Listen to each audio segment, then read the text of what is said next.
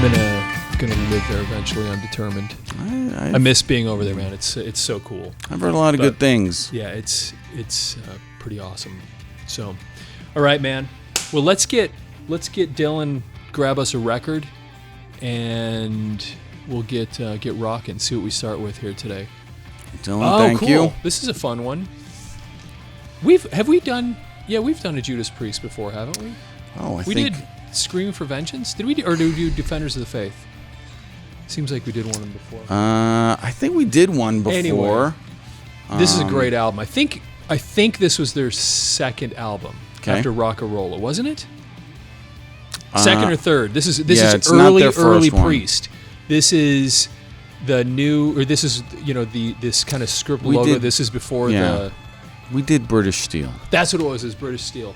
Yeah. Yeah, and this is before that. This was several albums before that. I loved this album cover. I thought this was so awesome. I love this.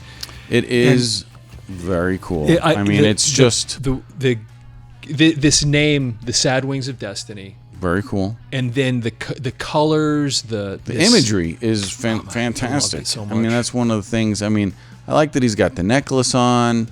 It's like a statue or like almost like a Greek mythology kind of thing, and then the wings. It is really, really cool. And then you've got the cool Priest like logo at the time, because they changed it up later on. Yeah.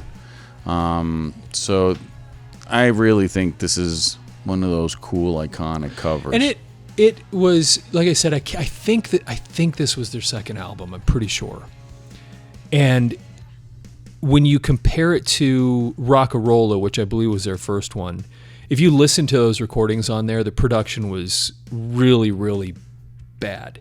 It was kind of like the first Kiss album, in that it was just the Kiss album's grown on me though over the years. The first one, I've grown to actually like the production, but they weren't very happy with it originally, and it was a little bit bland. And people didn't like those first Kiss albums for that very reason, because they were like, this doesn't sound like you guys. It sounds like the sterile studio recording of your music, where live you have this bombastic power, and then you hear it's this kind of tame. And if you listen to, what is it? I think even the song Rock-A-Rolla on their first one, it was just the whole thing. It was like, I don't get it. I don't get it. It wasn't, the music wasn't that great. I think with those bands, and certainly we've talked plenty of Kiss. Those first Kiss albums are classics, but they are finding their way, right? And I think that's no different than Judas Priest or U2. We talked about U2 and Boy in October, right? Their first records are okay. They sound okay, but they're not the U2 that they turned into from Boy and it's on. The reason that you have A&R people in the record companies, the artists and repertoire. The whole idea is, we sign these people and we get these multi-album deals because we want to develop them. We see something here, and it may not be great at first, but we can see something coming from these guys, and then you just kind of invest in them. Until they find, what I think is like their voice, or their signature sound. And it's a good thing too, because how often do you see? I mean, it's actually a curse if you become.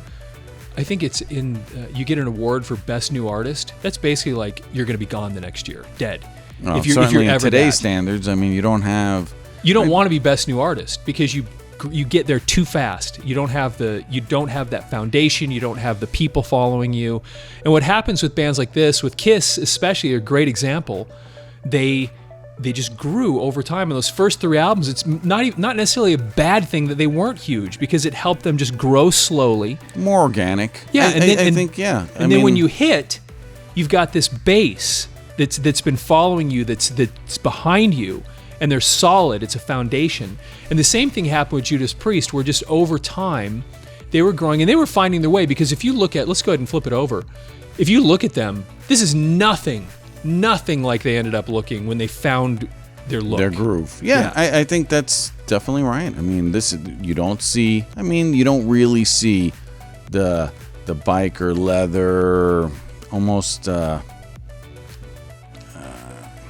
it's not like they're the biker leather. I want to say S&M. And I was going to say an type of S&M stuff. So it really was too. Yeah, I mean Rob Halford had a whip and all that stuff. Which back then you're thinking, how does that really tie in? But it was, if you saw them in the later years, like post British Steel, post Screaming for Vengeance and all that stuff that came after this, they had, that was it. What's the one with Turbo Lover? Turbo. Yeah. That's the album's called Turbo, right?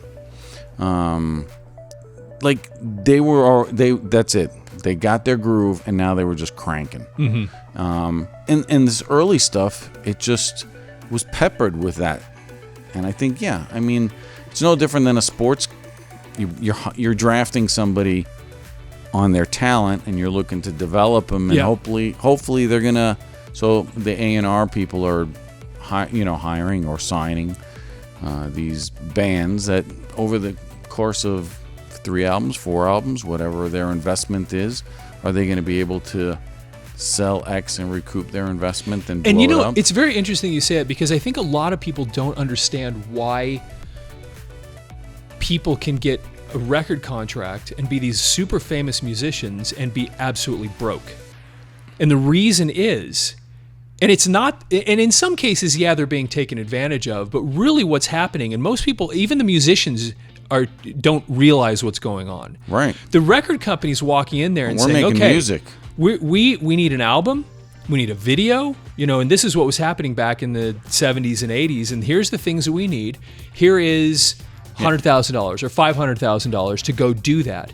Well, then what these guys do is, they go out and they hire a producer and they do or they snort it or whatever. But that work it off money. Eventually, but that's the thing. So the record company literally handed them all this money to go do this work, and under the guise or hope that you're going to get back. Yeah. And so then these bands, they go tour on it. They don't make any of the money back. They're just barely getting by. That's another expense. Yeah, right? so there's more expenses. They're paying for the tours, all this stuff. These record companies are putting millions and millions of dollars into them.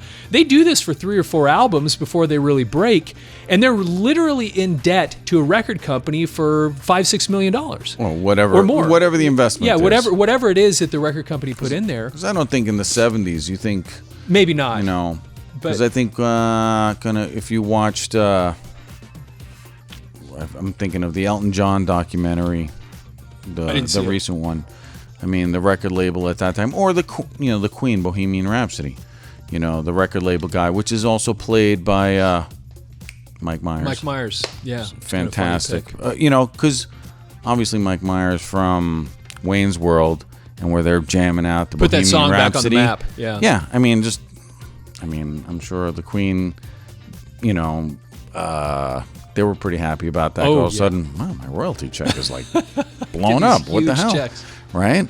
But I think it's great. I know this is going down a little rabbit hole, but I think it's great that Mike Myers was the record executive that was saying, you got to make a whatever pop album because you owe me. I think it kind of touches a little bit on what we're talking about. That's how it now. all worked. And these bands were literally just an investment with the hope or belief that this person has something that we think we can develop into a eventually profitable situation. And so then these bands would literally get, and they were a lot of times kids and they didn't understand really what was going on. How many bands do you think got? I'm not saying got a bad deal, bad contract, or you don't sell enough. I mean, the record companies aren't coming after you, but you don't have any money. You might have toured the country or the world or whatever. You might be this super famous person, but there's a reason. But you don't have any money because you're still paying back millions of dollars. Yeah. And this is what and so hopefully you end up breaking eventually. But so I think that's where you have when something hits, whether it's a Madonna and her look, or the hair metal or glam metal, or when grunge took over, it's such a paradigm shift that everybody, when you have a band like that, or the LA scene broke, or Seattle, right? It's like every record company's like, we need a piece of that action. Mm-hmm. So they're going to find the other bands Yeah. So, Bon Jovi, how many Bon Jovi wannabe bands are there out there, when they were out? Because they all want a piece of the action. And whether, even if it's nominal, but I mean, just like we did Cinderella, I mean, the fact that they sold 3 million. I know. It's amazing. Triple platinum? That's insane. In Cinderella, I mean, not too many people are like, oh, yeah. It's not like Poison or some of these others that God knows what they sold. But Cinderella, 3 million? One album? I mean, that's insane. But the point is, I'm First sure album too. that Columbia or whoever they were signed with, Mercury or whomever, they're like, okay, we took that one to the bank. Thank you very much. Right off the bat, cha-ching. Right, which isn't something common. I think, but I think everybody's positioning themselves from a record company, right? They're all trying to sign the next big thing. And we'll have to talk about this more sometime because I actually, because of, when I was a professional musician, I actually, the story I told you about the cult driving through the desert with my attorney. Yeah. Like the worst person to possibly be with in a moment like that where you want to have that. Anyway, we were down in LA visiting with some A&R people because we had those songs in those movies, and so we had some people interested in us, as a result of it. And it was interesting talking to one of the A&R guys at Atlantic Records because he made that comment. He said, all these different bands are coming in here. He says what they don't understand is that we already have a Pearl Jam and we already have we don't want that anymore. And I'm thinking, man, there's millions and millions of people out there trying to mimic that sound right now. Mm-hmm. And they don't have a chance because A&R people don't want them. Yeah, they want the next thing. The next thing. So anyway, that's the challenge. You need that crystal ball. Yeah, it's right? true. I mean, and that's hard for bands because you want to be the next, but it's always just having that right blend at the right time. Who would have thought Kurt Cobain and Nirvana would have blown up? Who would have ever? Yeah, really. I mean, granted, you listen to Smells Like Teen Spirit, and it's just like, but at the time, it's lightning in a bottle. It's that time is just right, and I mean, you heard that song, it was so different than everything else going on. I remember where I was when I first heard it. Yeah, and you're just like, it came out of nowhere, and it was so funny because, man, we're getting way off, but when I first heard that tune, it was kind of like I went ding. I mean, everything changed. The song's on the radio. I'm sitting there 10 o'clock at night at a convenience store, closing up the convenience store. The song comes on. I remember hearing that, and before the song was over, all I could think was, man, all the music I listened to stinks. It was like it ruined everything. It like all music was terrible as soon as I heard that. I was like, this is actually real music. That's the paradigm shift. I mean, right? I mean, that's kind of, it when that moment happens. I mean, I think Guns N' Roses did kind of the same thing. Right? When everybody heard that. Welcome to the Jungle. I mean, that was a big, okay, this is a whole game changer, right? Yeah. I mean, but those moments, are far and few between. Yeah. So, but are you on that bandwagon or whatever? But back to Judas. So back to Priest. So this is while they were being developed, while they're still growing, kind of figuring out who they are, where they're headed. But this was actually ended up being a great album. So my favorite song on this thing is going to be The Ripper. Sure, that's a great tune. It's a great song. But the first time I ever heard that song was on Unleashed in the East, which was after this. I don't know how many albums it was, but they had that live album called Unleashed in the East. Yep. And the version of Ripper in there is as I recall, it's a little bit faster, it's a little bit heavier. Yeah. But then when I bought this and I listened to it, I actually grew to like this one more. Right. In for surprise, you're in for a shock. Ah! I mean, the way he sang that, I could never mimic that, but it was so Halford. Man, it just, oh my gosh, I loved it so much. It was so cool. And the lyrics, man, were so creepy. That whole but I mean that was kind of streets, I mean, what year did this come out? Fog. Late 70s? Yeah, let's look. When did this come out? This was, no way was it, no, it couldn't have been. Must have been reprinted. It says 83 on here. This is not the original printing. So let's look. So Tyrant was a great tune. Genocide was a good tune. Victim of Changes was on this one too. And Ripper. So let's look inside real quick. Yeah, what year was this? Because it definitely was. It's 76. So, and it's interesting. So there's nothing all that interesting on the inside. It's typical RCA record, 1976. Yeah. No special engraving or. Let's take a look. I doubt it because this is so standard. Yeah, I mean, again, from really a record, about this. from a company record label, you're not doing anything special. These guys are and they're being groomed. They're too new to start experimenting and doing unusual things with. But I think you're thinking. I mean, Judas Priest came out of England. I mean, Sabbath was already on the map, and I think Judas Priest was kind of doing. Yeah, it is really cool. Yeah, Sabbath was already a few years in. Kiss was exploding at this time. Scorpions were... Yeah, but they were kind of in that... The Scorpions were in about the same stage. But I'm thinking more in terms of in England, because Judas Priest really was a British band. Yeah, that's true. I mean, so what else was going on at that time? Not a whole lot. I mean, you're not playing Ripper or whatever at the local dance hall. You're playing at some Zeppelin bar was or huge. Something, right? So you had... I mean, those are the things that Zeppelin, you're kind of... Black Sabbath. I think that's where just thinking of all the heavy music was happening during that time in England. But that's what I'm saying is that they came out with kind of those...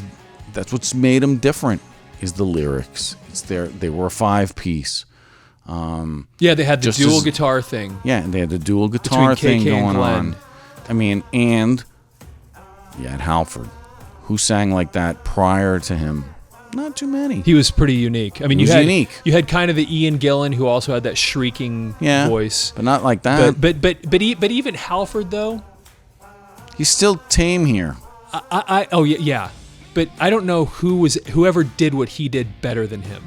Halford was just. There's a reason you called him the metal god. He just had something super spectacular about his presentation. His voice was just unbelievable. And if I ask you, have you listened to Confessions? No, you've mentioned it before. You should get it.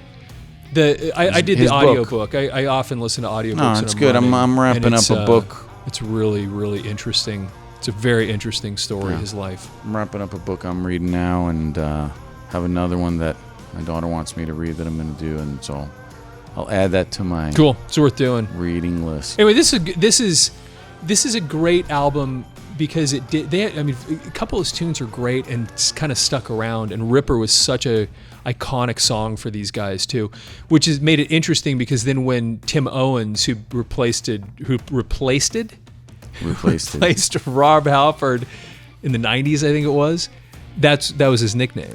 Because he came from a Judas Priest cover band. Yeah, right. And he called himself the Ripper. And it goes back to this song that they did. Yeah, I think every time we mention cover bands, I always mention the movie Rockstar.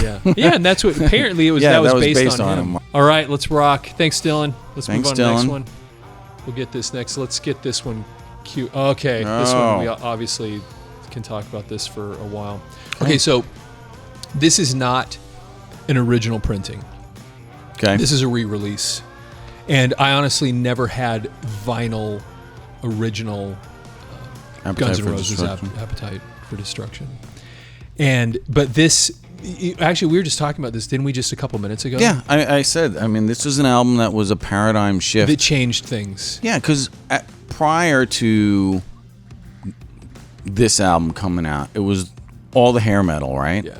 And it's just like poppy and super nice and everything's great and Poison and Bon Jovi, and all of a sudden you got Axl and... Play me the opening to Welcome to the Jungle, baby. Right? Oh my gosh. So Welcome to the Jungle was a paradigm shift. That there was nothing that sounded like it. Back then it was all the everybody had their, Charvel, Ibanez, BC Rich guitars, and nobody was playing Les Pauls or anything. Here comes Slash with his you can't hat see his and a eyes. look, He's and got the top playing hat that on. lick, right? He's playing that He's intro. playing a Les Paul. And the video for Welcome to the Jungle was insane. That was when we were going to that pizza shop in college to reserve the table before Headbangers Ball. Yep. The greatest show ever on TV. Ricky Rackman, Right? Headbangers Ball. Yeah. With the greatest awesome. theme song. So, Stormtroopers of Death, wasn't it? You Stormtroopers mentioned of that Death. last time. I forgot about awesome. that. And the train kind of crashing through the wall. Dude, that was the best. That was What a great awesome. time. But yeah, I mean, we'd watch it, and it was for sure during that time, because this album was out, because somebody had told me before I went, hey, you got to listen to these guys. They're so different. And I was like, okay. But then there was that guy that lived across the hall from me that, I don't know, he was like playing them, and I'm like, that's pretty cool. And then we saw him over there, and it's like, so, but still, Welcome to the Jungle and all that really didn't, I mean, it was just a paradigm, like, this is so different, so fresh, the look and everybody, and they kind of, you know, Izzy with this cigarette and just playing that big old, like, other guitar, you know, and it was just totally different. What the heck are these guys? What are these guys doing? And Axl then, at the time had the teased hair. Yeah, in that one video, that crazy look. that was the only time That's you it. ever see him with hairspray. Right? And as a matter of fact, but when the video starts, he doesn't. He's getting off Right, a he's bus. getting off the bus. Right? And you have to believe that they teased his hair up, and I have a feeling he probably didn't like that, because you never ever saw him do that again. Not really. Ever. It was like that one video you see him with teased hair, and after that it was no. It was hair just down. I want to say Appetite for Destruction was out for probably a year before Sweet Child of Mine hit the radio. And man, in that tune, that song got so big. Dude, that it's was on the crazy. radio for like a year straight. Yeah, still. I mean, It still gets everybody played, knows the song. right? You know, so Axl also is one of the great frontmen of all time, and it's there was so much mystique because he kind of put himself in that Iggy Pop, Jim Morrison kind of thing because he was so unpredictable, and that was part of his. That's why today, I mean, when you think about how much music these guys put out, it wasn't very much, Not a and lot. yet today, they'll go fill up a stadium. You go, what? Why? What was it about this? I'll tell you. Part of it Look, was that mystique It's of the Axl. mystique. Plus, they capitalized on. Look at this album cover. This album cover takes some of the things that Kiss, the Beatles, Poison, those bands you can identify with every single person. Yeah, each person has their own So personality. here you have on this album cover, which is also the tattoo on Axl's arm or whatever it is.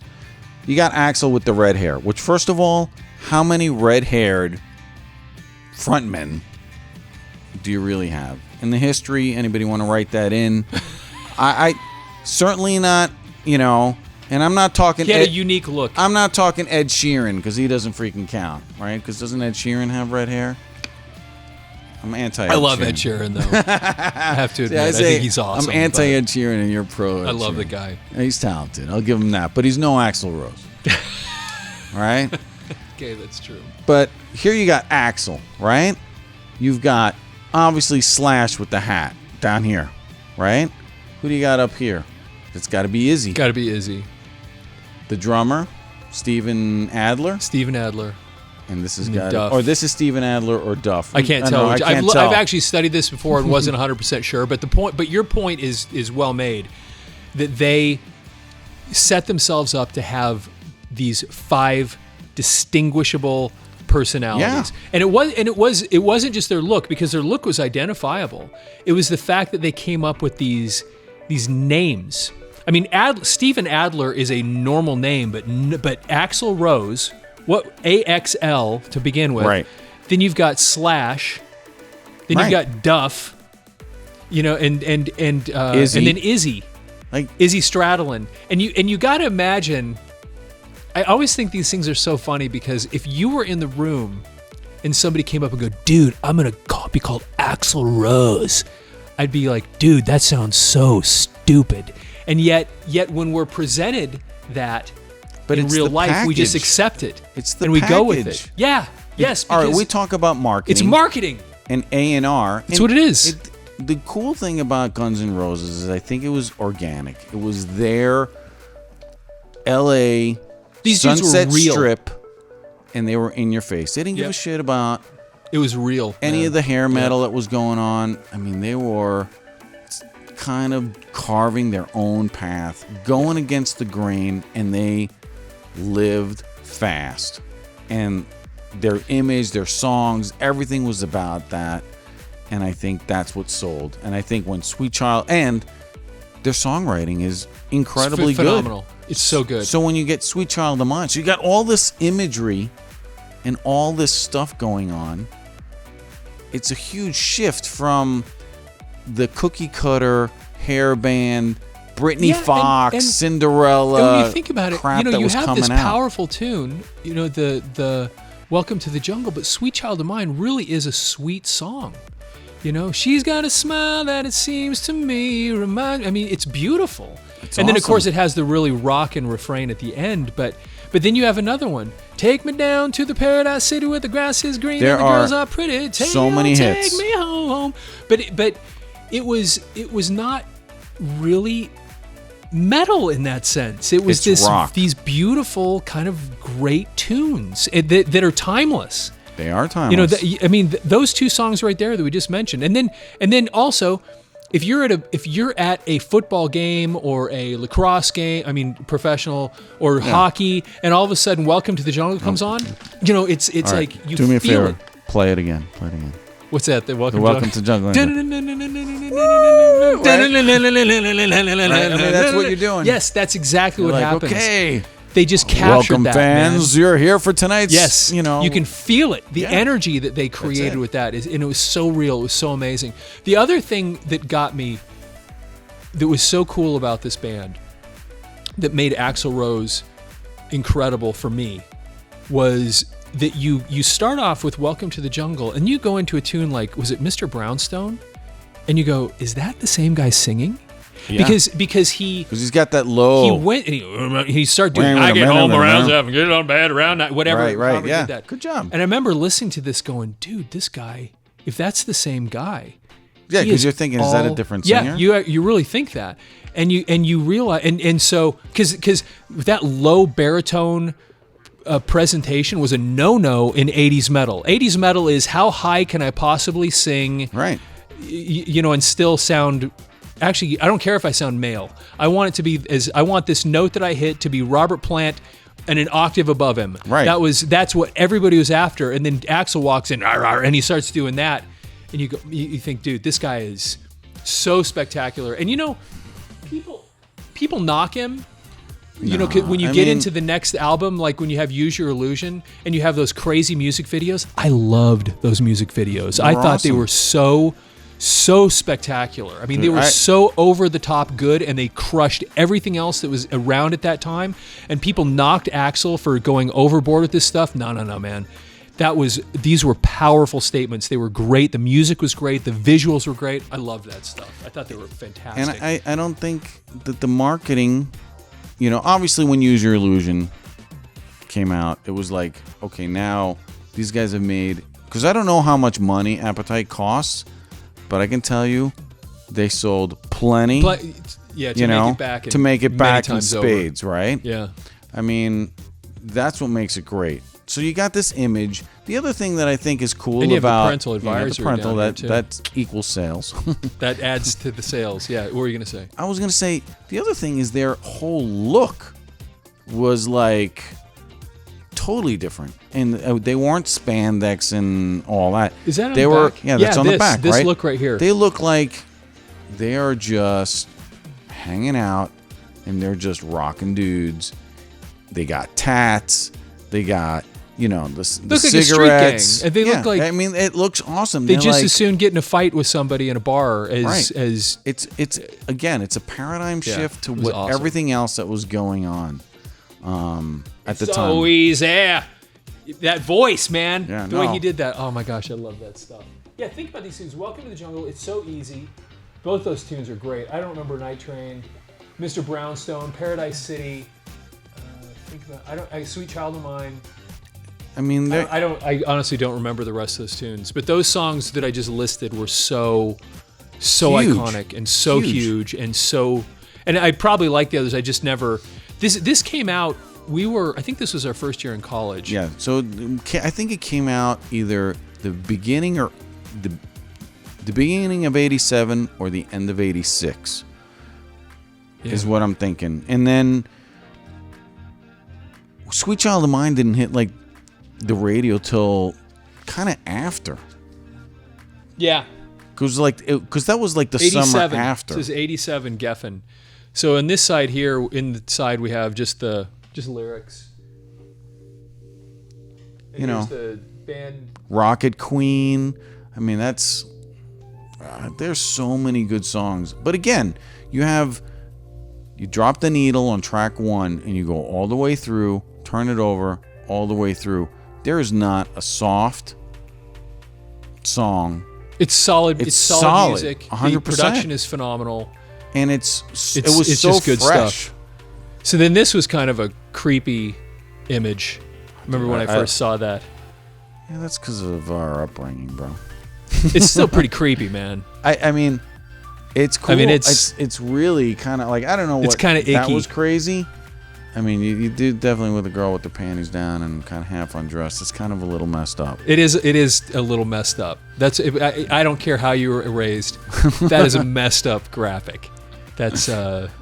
But then again, if you're but as a teen or rebellious youth, you're going, this is effing cool. I don't know what this is, but it's cool. I mean, I see half a boob right there. I don't care if it's. I'll tell you what. I see that she's got her shirt unbuttoned and her panties are kind of coming down. I mean, as a teen, yeah. In 1987, as a teenage boy or young man, you're going.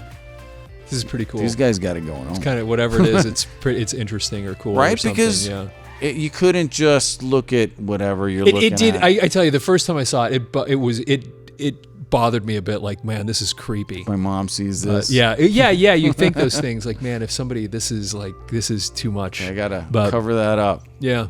Anyway, very interesting. But I mean, if you think about it, it's really no different. Love Gun had more cleavage on that cover. Come on, man. That's true. I mean, no fully exposed nipple there like that is, but yeah. I mean, I'm not trying to get too graphic here, but okay. Love Gun, you got plenty. Yeah, it's true. Those gals on that cover. That was a very suggestive. All those deep cover. V's. Yeah, that was a very suggestive cover. I mean, it was pretty crazy. Yeah. Great, but I mean, probably one of the strongest albums. Yeah. It kept rock going because it was getting. How many more copycat bands? I mean, talk about the bandwagon. This was prepping us for grunge. This was kind of like the stepping stone to that, because you know who else was hitting, you know, right about this time when this was exploding, you had people like Soundgarden starting to, they weren't getting popular necessarily nationwide, but they were getting record contracts, because I think it was maybe even the next year that Louder Than Love came out from Soundgarden. Yeah, I mean, and you Seattle scene. You had Nirvana, had Bleach. I think it was Bleach. They were coming out right around this time. They weren't going anywhere yet, but this was the shot over the bow saying things are about to change, because this was real. This was not hairspray. This was not makeup. This was not overproduced. Play as fast as you can. No, whatever. This was real rock and roll, and you could feel it. You could feel the difference. I think this was kind of where the production and the hairspray and just the copycat crap that started kind of becoming, everybody. I mean, list how many like 80s bands that were just on the bandwagon. When Guns N' Roses came out, you had other bands that were kind of mimicking the same thing. You had obviously LA Guns, which was half of. Right. You're right, because you had Axl Rose and Tracy Guns. Yep. And I personally, I liked LA Guns a lot. I like Tracy Guns quite a bit. And their albums were a little different, but similar. But you had Faster Pussycat and all these other bands that were kind of on the same, and how many other, countless others that we couldn't list them all, because they're just, I can't. But that's the thing, is that's that record companies just kind of, this is a new thing, let's cash in. But look what happened with these guys and Metallica. Because when that paradigm shift happened, when Nirvana came in, and all of us remember when we first heard that song, and they hit, and everything changed overnight, what happened with Guns N' Roses and Metallica? They did not get lost. They stuck. Yeah. They were here because they were always real. And all these other bands, it was like Nirvana exposed everything for what it was. And we dropped all the crap at that point. But these two bands, amazingly enough, Guns N' Roses and Metallica, just kept riding along. Like, didn't miss a beat. I think that's... Black Album came out around that time. Yeah. And it just got bigger and bigger because they were, for some reason, these bands, they were so real.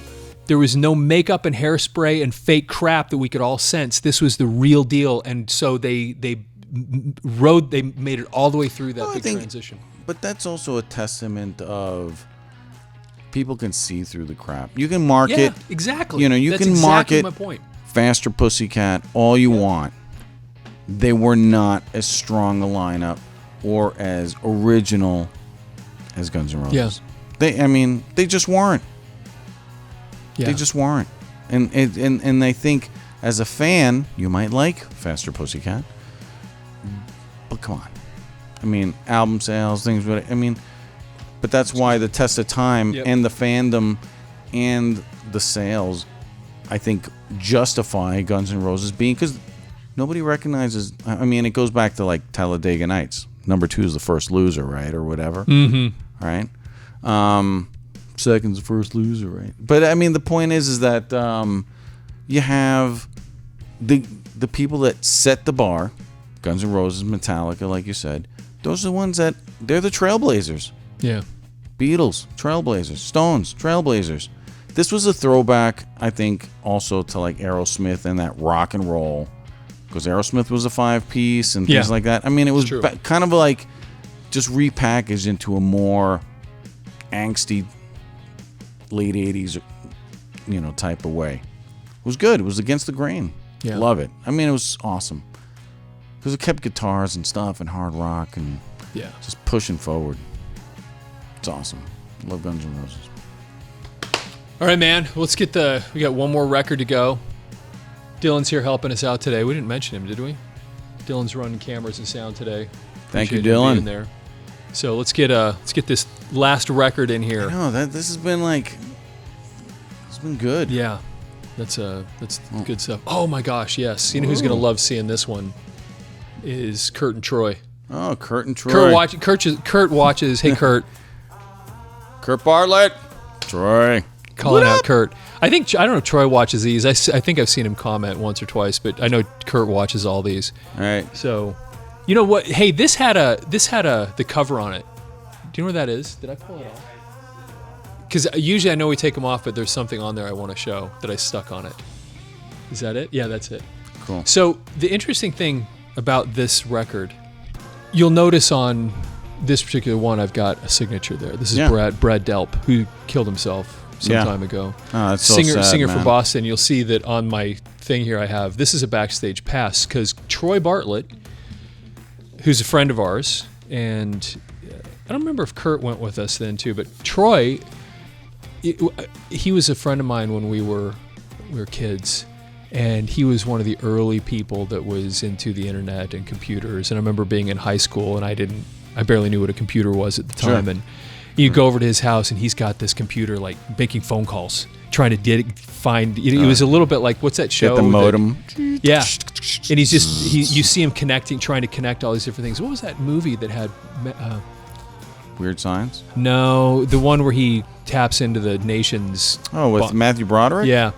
That's what Troy Bartlett was like. He was that guy that was like just digging in, finding things and connecting to things. And well, anyway, one of the things that Troy did was he was a huge Boston fan. Sure. And so he registered boston.org. Oh, no kidding. This is back in the early 90s. Okay. And then I don't know this story. He made Boston's first website. And so Troy actually became friends with the whole band Boston because Tom Scholz heard about the website. This is back before I even knew what a website was. Before internet. Troy is making a website for Boston, boston.org. And when apparently, and I probably get the story wrong, sorry Troy, but it's something like this. Tom Scholz finds out about this website for Boston, and then Troy becomes buddies with all the guys in the band. What? So now Troy gets all these backstage passes because, and anyway, so the reason I got to meet Brad Delp was they were playing in Red Rocks. This is back in the mid-'90s, and I get this phone call from Troy saying, hey, you want to go see Boston tonight? I go, sure. And he says, I got backstage passes and the whole thing, and so I had to bring my record with me. And so we went to see them play, and we went backstage at Red Rocks, and there's Brad Delp comes out, and so Troy knew all of them. I mean, he'd met all of them and interacted with them for years, and I don't know if he still has those relationships with them, but he did for a long, long time because he was really their first web guy, one of the early guys to ever do anything like this. That's incredible. And so that's how I met Brad and whatever. But I bought this. I never didn't meet Tom. Apparently Tom doesn't really ever come out in those backstage things, but Brad did, and so I talked to him. And that's why I had that backstage pass on that thing. That's what that came from. That's really cool that you have that signature. Yeah. You know, I mean, Boston is, I mean, this was one of for a long time was like the biggest selling debut album ever, right? Yeah, it was something probably crazy like that. It was. There was not. I mean, every single song on here is just top shelf production, top shelf, just everything, and it's all. It's really all Tom Scholz with his friend Brad Delp singing. I mean, that's really all you're listening to here. He's the brains and played almost. I don't know if he played the drums, but he played just about everything on here. He was I think an MIT student, just this super ultra genius, and he built his. I mean, he even created a thing called the Rockman to show how he got that sound for his guitars. It was so unique, and the songs were so good. And just, I mean, listening to More Than a Feeling. I woke up this morning and the sun was gone. Turn on some music to start my day. I mean, that tune, More Than a Feeling. I mean, oh my gosh, it's Brad Delp's so good. voice is so good, so powerful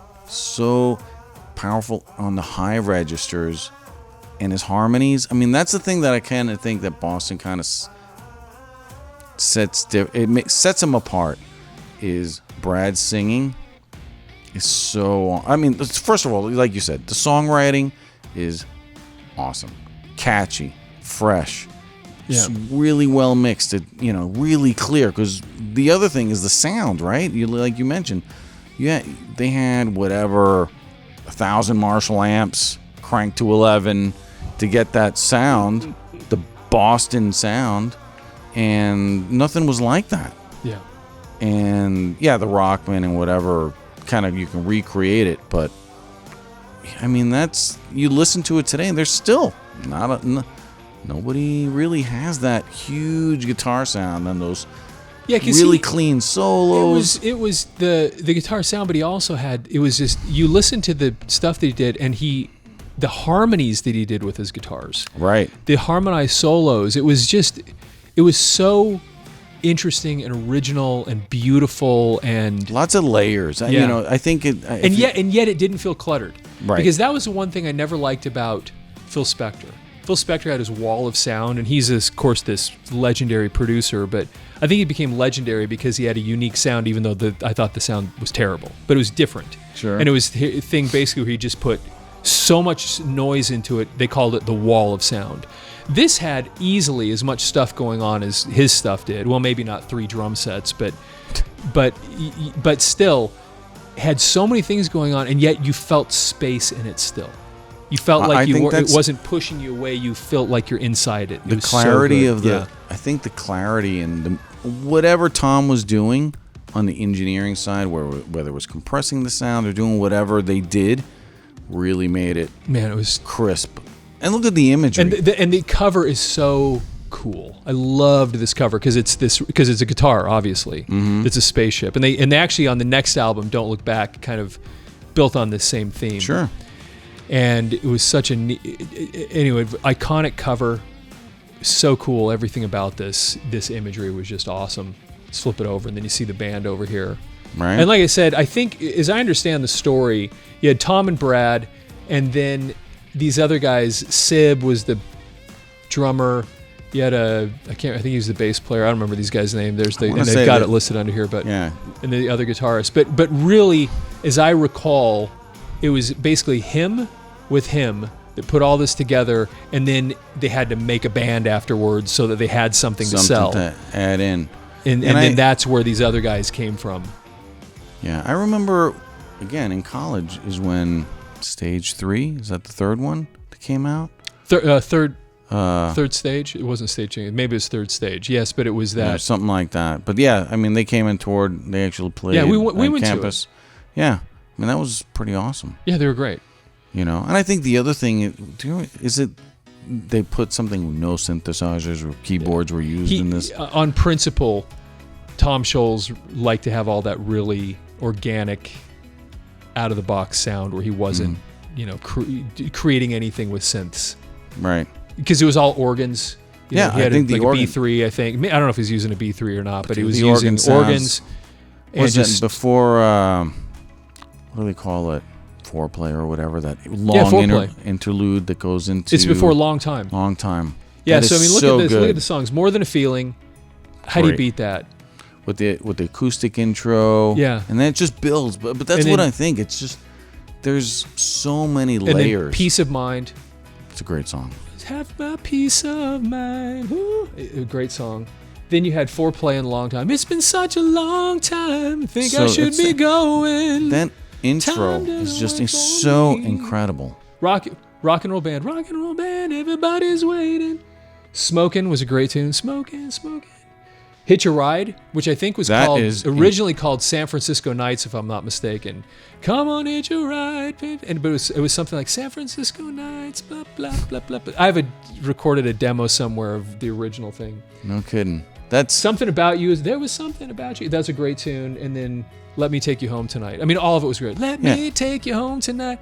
All that stuff was good. Everything was good on this album. Again, put the needle down, play through, and you've got 10 solid tracks. Yeah. And not a weak one in there. It's funny because even Foreplay, which is just that instrumental thing, I find myself bum bum bum bum bum bum bum bum bum bum bum getting stuck in my head out of nowhere every once in a while. The organ on that, doom doom doom doom doom doom. But it's so powerful. And then the drums kick in. It's just amazing. Crazy. It's awesome. Nothing special on the inside here. Just typical.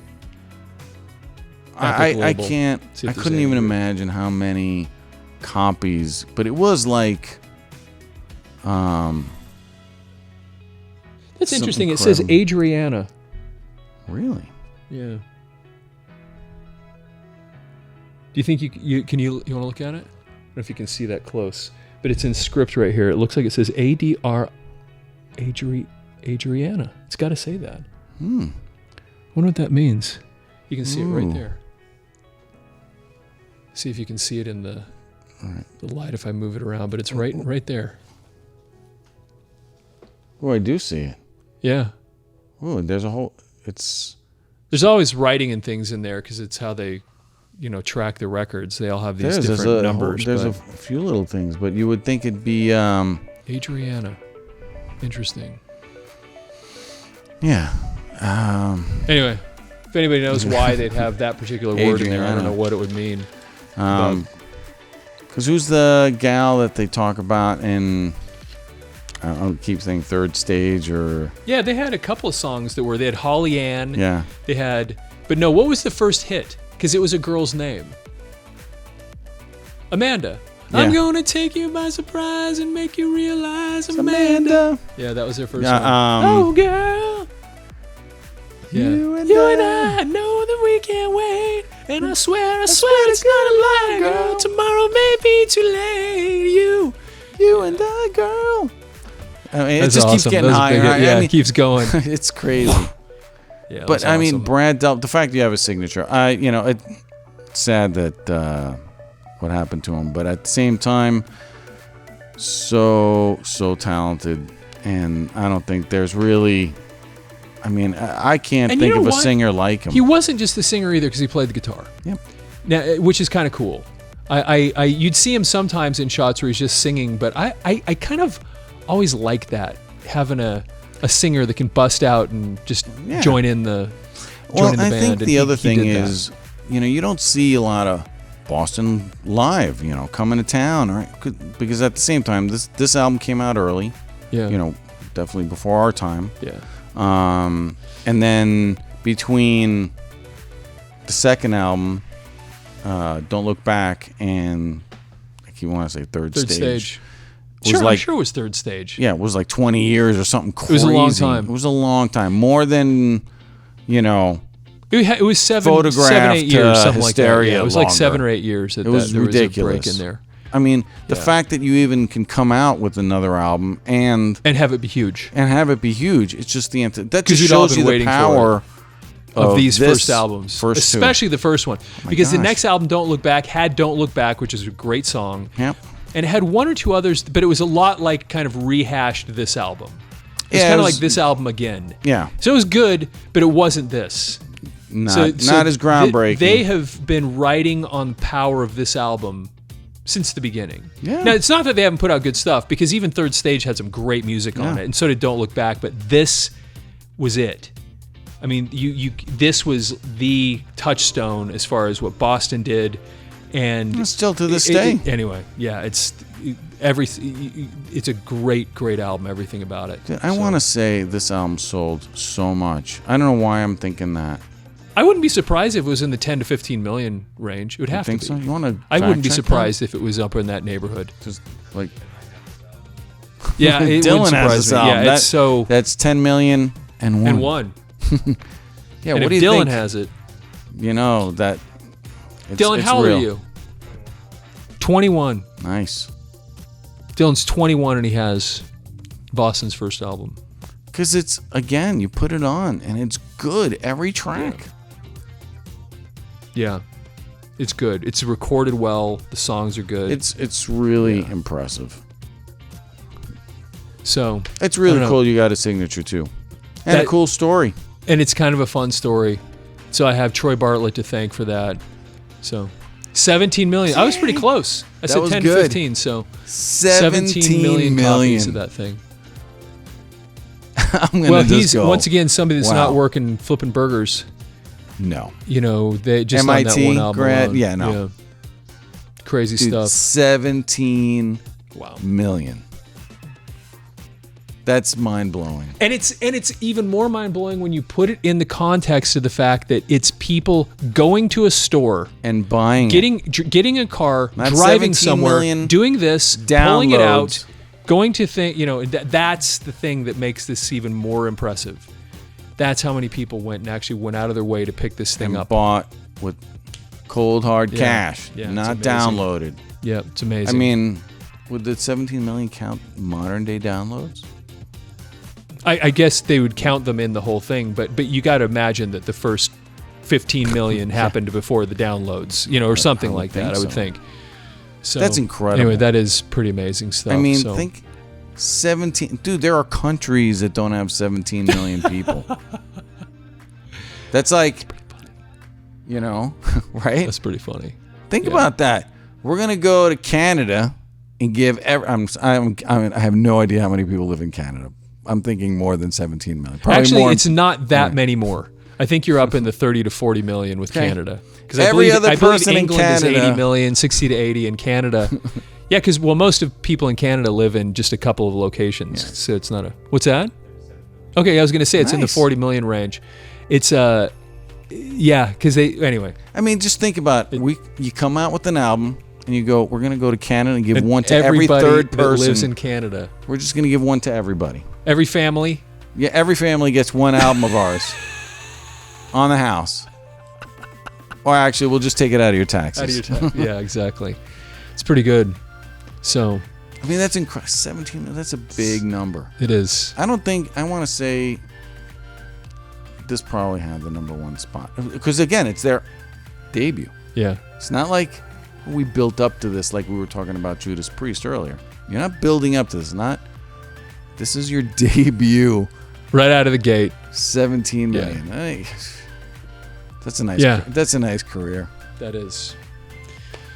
All right, man. That was really good. That was cool. We covered some cool stuff. Which camera do we look at this point?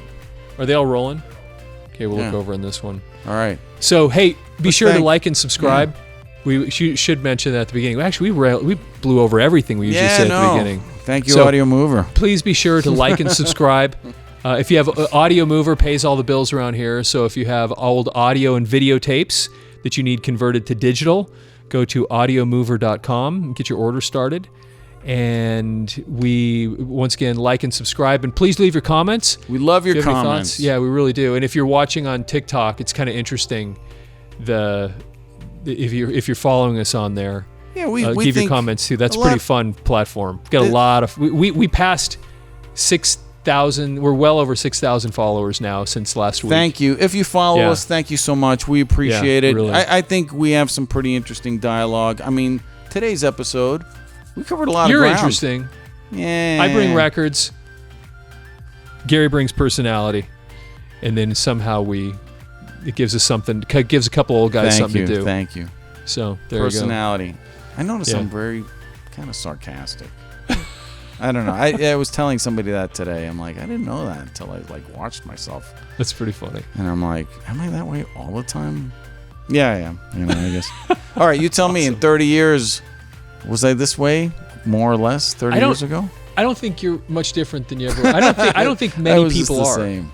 It's funny. It's a funny dynamic because if you ever go back to a high school reunion, everybody's just kind of like they were, and you start realizing that everybody in the world is just kind of heavier, just average people. Yeah, that's a lot of people with a lot more weight on them.